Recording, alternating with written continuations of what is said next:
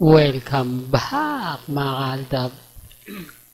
Ito na naman po ang inyong lingkod, si Mr. Destiny. At magbibigay na naman po tayo ng pinakamainit na update po ngayon kila Mengay at kay Alden Richards. Dito ramdam nyo na tinapos na po nila yung taping. Yung taping at yung photoshoot para nga po sa bench at sa shooting o sa taping ng Pulang Araw dahil nga po pupunta nga po si Alden Richards sa Cebu sa November 9 mga kaaldab para nga po doon mag-promote ng pelikula ng Hello Love Again. At tinapos naman po ni Mengay ang kanyang photoshoot para nga po sa bench mga kaaldab. Ano to, nagkakataon lang po ba na kapag may taping si Alden, may photoshoot si Mengay? Ito yung pinapaliwanag ko, di po ba? Dahil nga po, aalis si Mengay at pupunta ng Cebu. Ay nag-aayos na siya at tinatapos na yung mga kaganapan.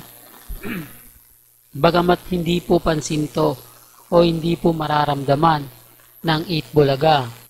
Dahil Sabado naman po yun at syempre po pwede pang mag-Eat Bulaga si Mengay. Di po ba? Talagang tinaon nila ng Sabado. Bakit nga po kaya? Hindi po ba mas maganda ang araw ng Biyernes? Ito common sense na lang po kung bakit Biyernes ko po sinabi. Dahil hapon naman po ang kumbaga ang mall tour at walang pasok nga po. Kumbaga Biyernes ang huling araw po pwede na nga pong manood. Ang karamihan naman po talagang tumututok dito ay mga estudyante. Di po ba? Ang punto natin doon mas maraming kumbaga mamamasyal sa mall kapag araw po ng Biyernes.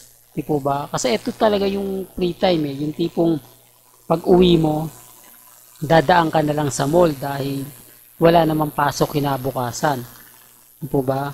Kasi kung araw ng Sabado, kumbaga ano na, di po ba, ibang schedule na yon. Ito, base lang naman po ito sa mga nakakalap nating informasyon at base rin naman po ito sa kumbaga matagal nang yung tipong alam po natin na sa mga nagpe-perform talagang Biyernes nga po ng hapon ang punta sa mga mall. Pero bakit nga po ba Sabado?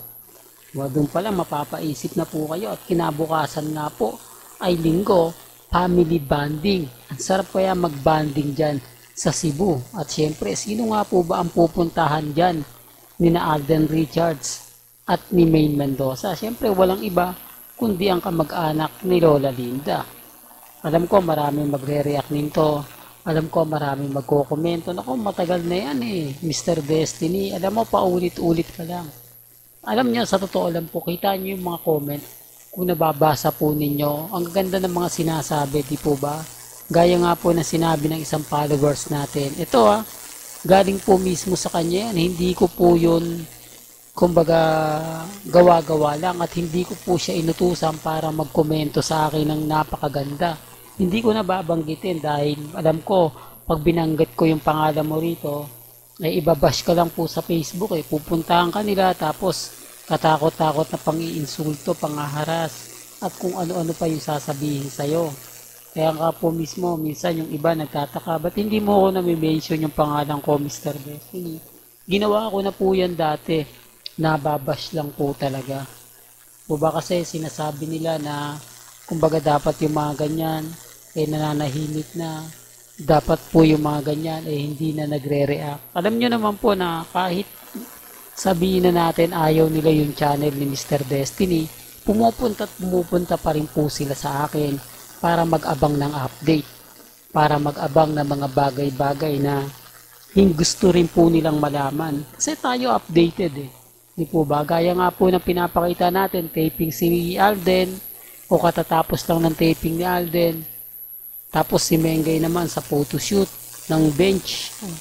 Ano to, nagkataon lang. Kaya nga sinasabi natin, bakit ngayon po ito ginagawa ni na Alden at ni Maine? Kung titignan mo, normal lang to kay Alden. Kasi si Alden aalis Kailangan tapusin niya na yung mga bagay-bagay na gagawin niya.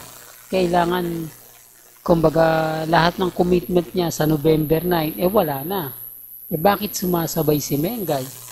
Bakit kung kailan mayroong update kay Alden, meron din po siyang ganap? Dito pa lang may mali na, no? Tapos sasabihin nila, kumbaga, ako lang daw po yung gumagawa niyan, ako lang daw po yung nagpapaasa ng ganyan, pero wala naman daw pong katotohanan. Lagi kong pinapaliwanag at lagi kong sinasabi. Dito naman po, open naman po kayo.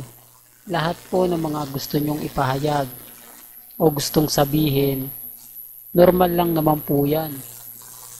Kumbaga, kung sinasabi nyong fake news tayo, okay lang. Kasi totoo naman po, gaya po ng mga sinasabi nila na mga fans ni Daniel Padilla na apektado na nga po sa issue. Tapos yung mga Katnel, nakikisaw-saw pa. Di po ba, na naglalaban ngayon sa social media, yung Katnel, at din. Di po ba, grabe. O, tapos sasabihin nila, mas malakas pa rin daw po yung Katnel, mas malakas daw po yung Katnel. Kung titignan nyo, wala naman po yan sa Aldab Nation eh. Di po ba? Kung may Aldab ngayon, di wala na po talaga yan. Marami nang bumagsak, pero kita nyo naman po, ilang years, nakatayo pa rin po yung Aldab Nation. Samantalang, ang Katnel na wala na. Hindi na sila umaasa pa. Pero ngayon, dahil po sa ginawa ni Daniel Padilla, syempre, medyo nabuhay ang dugo ng mga Katnel. Ang ibig sabihin, nagkaroon sila ng pag-asa. Marami ng komento na sinasabing magkakabalikan daw yan. Di po ba? Na kumbaga kahit anong sabihin ng iba, basta't hindi naman umaamin yung dalawa, sina Alden at si Catherine, doon pa rin po daw sila sa Katnel. Gaya ng sinabi ko, totoo naman po. Pinipilit lang nila, keso nadulas daw si Catherine, may nabanggit siya. Common sense na lang po. Di po ba? Kung gaya nga po nitong pinapakita natin na taping si Alden, samantalang anong ganap kay Catherine, ano niya, di po ba? Never nga po itong nakitang dumalaw sa set. Di po ba? Para pakonsuelo na lang sa mga bagay-bagay. Hindi, kasi kung dadalaw siya sa set, talagang gaganda yung imahe ng Pulang Araw. Talagang lahat ng mga fans tututok na sa kanila. Ibig sabihin yan, totoong may relasyon sila. O. Tapos dadaan si Alden sa kung saan nagkakaroon ng photoshoot, TV commercial, si Catherine. O, parang dati, di po ba, kay Maine Mendoza, may mga taping si Mengay sa iba, sumusunod dun si Alden Richards para sunduin siya. Pumupunta ron si Alden Richards na kinagugulat ng mga ibang mga nasa set na bigla may susulpot na Alden Richards. Pero dito nakita nyo po ba? Para lang klaro, alam po ito ng mga staff at crew ng Isa Pa With Feelings. O, tapos na po yan, pero nung natapos yan, di po ba, maraming nag-react na, oo, si Alden talagang nasa taping. O. Pero tapos na sinasabi nila na, hindi, ganito, ganyan. At least mga ka-Aldab, totoo po yung mga sinasabi natin. Na kahit pa paano, nakakakuha tayo ng update. Well, hanggang dito na lang po ang ating latest updates. Kaya kung gusto niyo pa po ng pinaka-latest at sariwang update, abay tumutok lang po kayo dito po sa channel ni Mr. Destiny para updated po kayo sa mga bago at sa mga latest na i-upload po natin maya-maya lang. Kaya kung bago ka lang sa channel na to at isa kang true-blooded Aldab Nation na nagmamahal kina Mengay at Isoy, tama po ang channel na pinuntahan mo. Kaya consider na po kitang bagong subscriber. At huwag mong kalimutang i-share ang mga video po natin sa mga mami, sa mga titas, at sa mga senyor. Hanggang sa muli, salamat po sa panonood at pakikinig.